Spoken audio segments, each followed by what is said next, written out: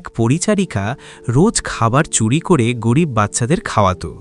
কিন্তু একদিন মালিক তাকে, থামো, এই খাবার কোথায় নিয়ে যাচ্ছ? আমি তোমাকে চুরি করতে হাতে নাতে ধরে ফেলেছি। সাহেব, এটা চুরি নয়, এটা তো। চুপ করো, পুলিশ ডাকার আগে সত্যিটা বলো, তুমি কি আমার ধন সম্পত্তির পেছনে পড়েছ? এক কঠোর হৃদয়ের ধনকুবের তার নিজের রাঁধুনির ওপর সন্দেহ করছিল, কিন্তু যখন সে সেই গরিব মহিলাকে অনুসরণ করল, তখন তার চোখের সামনে এমন এক সত্য ফুটে উঠল যা দেখে তার পায়ের তলার মাটি সরে গেল। শেষ পর্যন্ত সেই পুরনো টিনের কৌটোতে এমন কি ছিল যা এক পাষাণ হৃদয়ের মানুষকেও গলিয়ে দিল? বন্ধুরা, মানবিকতা ও মমতার এই অনন্য কাহিনীটি সম্পূর্ণ জানতে শেষ পর্যন্ত আমাদের সাথে থাকুন। বন্ধুরা, কাহিনীর শুরু হয় দিল্লি শহরের সবচেয়ে পশ এলাকা বসন্তকুঞ্জের এক অত্যন্ত বিলাসবহুল বাংলো থেকে। এই বাংলোর নাম ছিল স্বর্ণভিলা। বাড়িটি এতটাই বিশাল এবং সুন্দর ছিল যে কেউ তাকিয়েই থাকবে। বাড়ির সামনে দামি বিদেশি গাড়ি দাঁড়িয়ে থাকত, আর ভেতরের সাজসজ্জা ছিল কোনো রাজার প্রাসাদের মতো। এই বিলাসবহুল প্রাসাদের রাজা ছিল আরিয়ান খান্না। আরিয়ান শহরের সবচেয়ে বড় হোটেল ব্যবসায়ী ছিল। সে ছিল খুব ধনী এবং সফল, কিন্তু ততটাই কঠোর এবং রাগী। আরিয়ানের কাছে দুনিয়ায় সবচেয়ে প্রয়োজনীয় জিনিস ছিল টাকা। তার মুখে সবসময় একটা গাম্ভীর্য থাকত, এবং বাড়ির চাকররা তার সাথে চোখ মিলিয়ে কথা বলতেও ভয় পেত।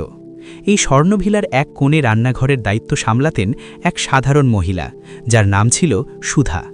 সুধা সকাল 6টায় বাড়িতে আসতেন এবং সারা দিন শুধু রান্নাবান্না আর রান্নাঘর সামলাতে ব্যস্ত থাকতেন। আরিয়ান কি খাবে, কখন খাবে, সবই তার মুখস্থ ছিল।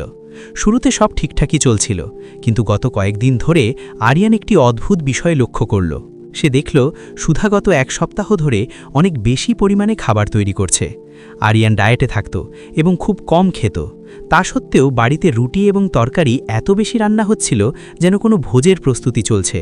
আর সবচেয়ে অদ্ভুত ব্যাপার ছিল যে বিকেল ঠিক 6টায় যখন সুধা বাড়ি যাওয়ার জন্য বেরোতো, তখন তার হাতে একটা বড় স্টিলের টিফিন বক্স থাকত। আরিয়ানের তীক্ষ্ণ নজর থেকে এটা এড়াতে পারল না।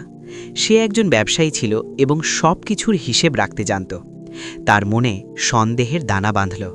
সে ভাবল, আমি বাড়িতে থাকি না, তাই এই মহিলা নিশ্চয়ই আমার রাশন আর খাবার চুরি করছে। দামি ঘি, ড্রাই ফ্রুটস আর খাবার চুরি করে হয়তো নিজের বাড়িতে নিয়ে যাচ্ছে, অথবা বাইরে বিক্রি করে দিচ্ছে। এক বিকেলে আরিয়ান তাড়াতাড়ি বাড়ি ফিরে এলো। সে জানত যে সুধা ধরা পড়বে। সে তার গাড়ি গেটের বাইরেই রেখে চুপি চুপি বাড়ির ভেতর ঢুকল। সে দেখল সুধা রান্নাঘরে তাড়াতাড়ি রুটি কাপড়ে জড়িয়ে একটি বড় ব্যাগে ভরছে। তার মুখে একরাশ পড়েছিল, যেন কেউ তাকে দেখে না ফেলে। সে বারবার ঘড়ি দেখছিল। যেই সুধা ব্যাগটি তুলে পেছনের দরজার দিকে এগোলো, আরিয়ান তার কড়া এবং ভারী গলায় ডাক দিল, দাঁড়াও সুধা। সুধার পা যেন সেখানেই জমে গেল। সে ধীরে ধীরে পেছন ফিরে তাকালো।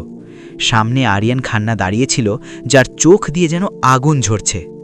সুধা কাঁপতে কাঁপতে বলল, সাহেব, আপনি আজ এত তাড়াতাড়ি? আরিয়ান ভারী পায়ে তার দিকে এগিয়ে এসে তীক্ষ্ণ চোখে জিজ্ঞেস করল, কোথায় যাওয়ার এত তাড়া, আর এই ব্যাগে কি আছে? সুধার মুখ ফ্যাকাশে হয়ে গেল। সে ব্যাগটি নিজের শাড়ির আঁচলের পেছনে লুকানোর চেষ্টা করে বলল, কিছু না সাহেব, শুধু বেঁচে যাওয়া আবর্জনা আর আমার কিছু পুরনো জিনিস। আরিয়ানের সন্দেহ এখন নিশ্চিত বিশ্বাসে পরিণত হল। সে বিদ্রুকের হাসি হেসে বলল, আবর্জনা? আবর্জনা কেউ এত যত্ন করে আর লুকিয়ে নিয়ে যায় না। আমার বাড়ির আবর্জনাও আমার অনুমতি ছাড়া বাইরে যেতে পারবে না। ব্যাগটা বিচে রাখো আর খোলো। আমি এক্ষুনি দেখতে চাই তুমি রোজ আমার বাড়ি থেকে কি চুরি করে নিয়ে যাও। সুধার চোখে জল চলে এলো। সে হাত জোর করে বলল, না সাহেব, প্লিজ, এতে আপনার কাজের কোনো জিনিস নেই। আমাকে যেতে দিন, দেরি হয়ে যাচ্ছে। আমি দেরি করলে খুব বড় সমস্যা হয়ে যাবে। সুধার এই কথায় আরিয়ানের রাগ আরও বেড়ে গেল। তার মনে হলো সুধা অজুহাত দিচ্ছে। আরিয়ান এগিয়ে গিয়ে নিজেই তার হাত থেকে ব্যাগটি কেড়ে নেওয়ার চেষ্টা করল এবং চিৎকার করে বলল, তুমি নিজে দেখাবে নাকি আমি পুলিশ ডাকব? আমি প্রতারক মানুষ একদম পছন্দ করি না। সেই মুহূর্তে সেই বিলাসবহুল রান্নাঘরে এক অদ্ভুত টানটান উত্তেজনা ছিল। আরিয়ানের মনে হচ্ছিল সে একজন চোর ধরেছে, কিন্তু সে জানত না যে ব্যাগের ভেতর অন্য কোনো রহস্য লুকিয়ে আছে। আরিয়ান রাগে বলল, আজ তুমি যাও, কিন্তু কাল আমি নিজে দেখব তুমি কোথায় যাও আর আমার বাড়ির জিনিস কার কাছে বিক্রি করো। যদি চুরি প্রমাণিত হয় তবে মনে রেখো সুধা, তোমাকে জেলে যেতে হবে। সুধা কোনো কথা না বলে তার ব্যাগ নিয়ে কাঁদতে কাঁদতে সেখান থেকে চলে গেল। আরিয়ান স্থির করল কাল সেই রহস্যের শেষ দেখেই ছাড়বে। সে জানত না যে আগামী বিকেল তার জীবন বদলে দিতে চলেছে। পরদিন সকালে আরিয়ানের কাজে একদম মন বসল না। তার মাথায় শুধু একটাই প্রশ্ন ঘুরছিল, সেই ভারী ব্যাগটি কোথায় যায়? আরিয়ান, যার 1 মিনিটের দাম লক্ষাধিক টাকা, সে আজ তার সমস্ত জরুরি মিটিং বাতিল করে দিল। তাকে আজ চোর ধরতেই হবে। বিকেল 5:30 বেজে গেছে।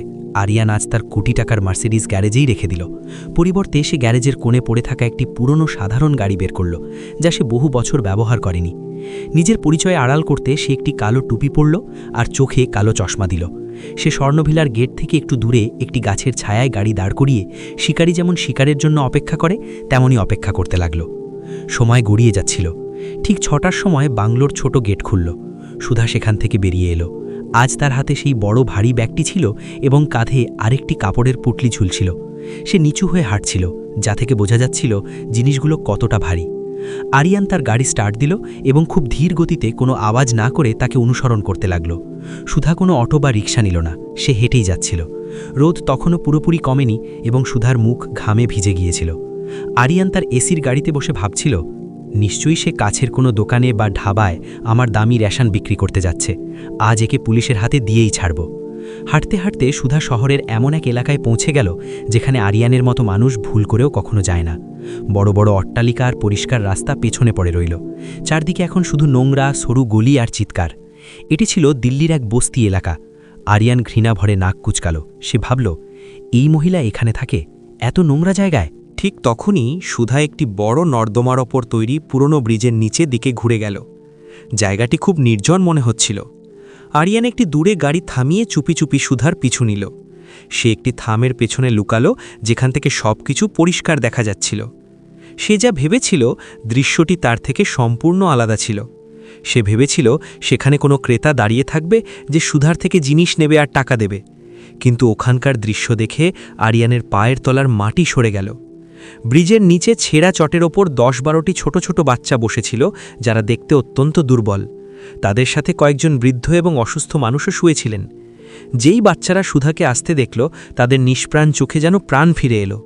বাচ্চারা মা মা চিৎকার করে সুধার দিকে ছুটে গেল।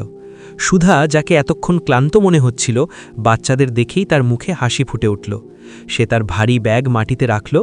আরিয়ান দেখছিল যে সুধার মুখের সমস্ত ক্লান্তি এক পলকে উধাও হয়ে গেছে। সে ব্যাগ থেকে সেই টিফিন বক্সগুলো বের করল যা সে আরিয়ানের বাড়ি থেকে এনেছিল। চলো সবাই লাইনে বসো, সুধা ভালোবেসে বকুনি দিয়ে বলল। সে টিফিন খুলল। তাতে ছিল আরিয়ানের বাড়ির বেঁচে যাওয়া রুটি, ডাল আর কিছু ফল। এটা সেই খাবার ছিল যা বড় বড় ধনী বাড়িতে সাধারণত ডাস্টবিনে ফেলে দেওয়া হয় বা বাসি বলে ত্যাগ করা হয়। কিন্তু সেই ক্ষুধার্ত বাচ্চাদের কাছে তা কোনো রাজকীয় ভোজের চেয়ে কম ছিল না। আরিয়ান থামের পেছনে দাঁড়িয়ে স্তব্ধ হয়ে গেল। সে দেখছিল সুধা নিজের হাতেই সেই বৃদ্ধ মানুষদের খাইয়ে দিচ্ছে, যাদের হাত কাঁপছিল। সে বাচ্চাদের হাসাচ্ছিল, তাদের নোংরা মুখ নিজের আঁচল দিয়ে মুছে দিচ্ছিল। আরিয়ান লক্ষ্য করল সুধা নিজে একগ্রাসও খাবার খাচ্ছিল না। সে শুধু বাচ্চাদের খাওয়া দেখছিল এবং তার চোখে এক অদ্ভুত শান্তি ছিল। আরিয়ানের মাথায় কালকের নিজের গলা প্রতিধ্বনিত হতে লাগল, তুমি চোর, তুমি আমার জিনিস চুরি করছো। যাকে সে চুরির মাল ভাবছিল তা আসলে এই অনাথ ও নিঃস্ব মানুষদের জীবন ছিল। আরিয়ানের বিলিয়নিয়ার অহংকার টলে উঠল। সে প্রথমবার অনুভব করল তার বিলাসবহুল পৃথিবী আর এই ব্রিজের নিচের পৃথিবীর মধ্যে কত তফাত। সে সুধাকে পরিচারিকা আর চোর মনে করত, কিন্তু সেখানে বসে থাকা মানুষগুলোর কাছে সে ছিল কোনো দেবদূতের চেয়ে কম কিছু নয়। ঠিক তখনই আরিয়ান দেখল সেখানে কিছু গুন্ডা চড়াও হয়েছে। তাদের হাতে লাঠি ছিল। আসতেই তাদের মধ্যে একজন সেই টিফিন বক্সে লাথি মারল, যাতে বাচ্চাদের জন্য ডাল রাখা ছিল। ডাল মাটিতে পড়ে গেল। বাচ্চারা ভয়ে একে অপরকে জড়িয়ে ধরে কাঁদতে লাগল। গুন্ডাদের সর্দার হাসতে হাসতে বলল, কিরে, আজকের টাকা কোথায়? এখানে মাগনা দোকান চলবে না। বাচ্চাদের এখানে রাখতে হলে টাকা দিতে হবে। সুধা এতক্ষণ বাচ্চাদের হাসাচ্ছিল। সে এখন সাহসের সাথে হাত জোর করে বলল, ভাইয়া, এরা অনাথ বাচ্চা, এদের কেউ নেই। আমি যা রোজগার করি সব এদের খাওয়াতেই ঝলে যায়। তোমাদের দেওয়ার মতো টাকা আমার কাছে নেই। ভগবানের দোহাই, এই মাসুমদের কষ্ট দিও না। গুন্ডাটি রাগে সুধাকে ধাক্কা দিয়ে বলল, টাকা না থাকলে এখান থেকে বিদায় হ। সুধা পড়ে যেতে যেতে বাঁচল। আরিয়ানের আর সহ্য হলো না। তার রক্ত গরম হয়ে উঠল। সে তার বিলাসবহুল জীবনে কঠোর ছিল ঠিকই, কিন্তু অন্যায় সহ্য করার মতো মানুষ সে ছিল না। সে থামের পেছন থেকে বেরিয়ে এসে পূর্ণ শক্তিতে গর্জন করে উঠল, খবরদার, যদি ওকে হাত লাগিয়েছ। আরিয়ানের গলার স্বর মেঘের গর্জনের মতো ছিল। চারদিকে নিস্তব্ধতা ছেয়ে গেল। গুন্ডারা যখন আরিয়ানের দামি পোশাক, কালো চশমা আর ক্রোধ মাখা মুখ দেখল, তাদের হাত পা ঠান্ডা হয়ে গেল। তারা বুঝল এই কোনো সাধারণ মানুষ নয়। আরিয়ান পকেট থেকে ফোন বের করে কড়া গলায় বলল, আমি এখনই কমিশনারকে ফোন করছি। যদি 1 মিনিটের মধ্যে তোমরা এখান থেকে গায়েব না হও, তবে সারা জীবন জেলে পচতে হবে। পুলিশের নাম শুনেই গুন্ডারা লেজ গুটিয়ে সেখান থেকে পালিয়ে গেল। সুধা যখন আরিয়ানকে দেখল, সে খুব ভয় পেয়ে গেল। সে ভাবল সাহেব তাকে এখানেও ধরে ফেলেছে। সে তাড়াতাড়ি শাড়ির আঁচল ঠিক করে মাথা নিচু করে দাঁড়িয়ে পড়ল। সাহেব, আমাকে ক্ষমা করে দিন। আমি চুরি করতে চাইনি। ওটা শুধু বেঁচে যাওয়া খাবার ছিল যা ডাস্টবিনে যেত। সুধার গলা কাঁপছিল এবং চোখ দিয়ে টপ টপ করে জল পড়ছিল। যদি আমাদের এই ভিডিওটি ভালো লাগে, তাহলে আমাদের তাকরিম ভয়েস চ্যানেলটিকে সাবস্ক্রাইব করুন। আর দ্বিতীয় পার্ট দেখার জন্য অবশ্যই কমেন্ট করুন। ধন্যবাদ।